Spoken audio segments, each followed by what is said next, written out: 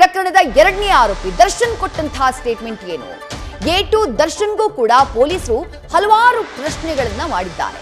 ಈ ಕೊಲೆಯನ್ನ ನಾನು ಮಾಡಿಲ್ಲ ಅಂತಾನೆ ದರ್ಶನ್ ಪ್ರತಿ ಪ್ರಶ್ನೆಯನ್ನ ಕೇಳುವಂತಹ ಸಂದರ್ಭದಲ್ಲಿ ಉತ್ತರಿಸಿದ್ದಾರೆ. ರೇಣುಕಾ ಸ್ವಾಮಿಯನ್ನ ಕರೆತರುವಂತೆ ನಾನು ರಾಘವೇಂದ್ರಗೆ ಸೂಚಿಸಿದ ನಿಜ. ರೇಣುಕಾ ಸ್ವಾಮಿ ಶೆಡ್ನಲ್ಲಿ ನಾನು ಭೇಟಿಯಾಗಿ ರೇಣುಕಾ ಸ್ವಾಮಿಯನ್ನ ಆತನಿಗೆ ವಾರ್ನ್ ಮಾಡಿದೆ. ಆದ್ರೆ ಕೊಲೆಗೂ ನನಗೂ ಸಂಬಂಧ ಇಲ್ಲ ಅಂತಾನೆ ನಟ ದರ್ಶನ್ ಹೇಳ್ತಿದ್ದಾರೆ. ಕಳೆದ 2 ದಿನಗಳಿಂದ ಕಸ್ಟಡಿಯಲ್ಲಿ ಇರಿಸಿಕೊಂಡು ನಿರಂತರವಾಗಿ ದರ್ಶನ್ ಅವರ ವಿಚಾರಣೆಯನ್ನು ಕೂಡ ಮಾಡಲಾಗ್ತಾ ಇದೆ. ಟೆಕ್ನಿಕಲ್ ಎವಿಡೆನ್ಸ್ ನ ಮುಂದಿಟ್ಕೊಂಡು ಪ್ರಶ್ನೆಯನ್ನ ಮಾಡಲಾಗ್ತಾ ಇದೆ. ಈ ಸಂದರ್ಭದಲ್ಲಿ ದರ್ಶನ್ ಹೇಳಿದ್ದೇನು ಅನ್ನುವಂಥದ್ದನ್ನ ಗಮನಿಸ್ತಾ ಇದ್ದೀರಿ.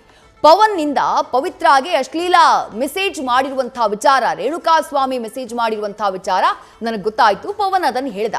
ಹೀಗಾಗಿ ರೇಣುಕಾ ಸ್ವಾಮಿಯನ್ನ ಕರ್ಕೊಂಡು ಬಾ ಅಂತ ಹೇಳಿ ಚಿತ್ರದುರ್ಗದ ರಾಘವೇಂದ್ರನಿಗೆ ನಾನೇ ಸೂಚಿಸಿದ್ದೆ ಅಂತ ಹೇಳಿ ದರ್ಶನ್ ಒಪ್ಕೊಂಡಿದ್ದಾರಂತೆ. ವಿಚಾರಣೆಯ ಸಂದರ್ಭದಲ್ಲಿ ಜೂನ್ 8ನೇ ತಾರೀಕು ಶನಿವಾರ ಸಂಜೆಯ ಸಂದರ್ಭದಲ್ಲಿ ನಾನು ರೇಣುಕಾ ಸ್ವಾಮಿಯನ್ನ ಆ ಶೆಡ್ನಲ್ಲಿ ನಾನು ಭೇಟಿಯಾದಂತಹ ಸಂದರ್ಭದಲ್ಲಿ ಇನ್ನೊಂದ್ಸಲ ಈ ತರ ಮೆಸೇಜ್ ಮಾಡಿದ್ರೆ ಸರಿ ಇರಲ್ಲ ಅಂತ ಹೇಳಿ ನಾನು ವಾರ್ನ್ ಮಾಡಿದ್ ನಿಜ. ಆನಂತರ ದುಡ್ಡು ಕೊಟ್ಟು ಊಟ ಮಾಡಿಕೊಂಡು ಊರ್ ಕಡೆ ಸೇರು ಅಂತ ಹೇಳಿ ನಾನು ಅಲ್ಲಿಂದ ಹೊರಟೆ, ಆ ಶೆಡ್ನಿಂದ ನಾನು ಹೊರಟೆ.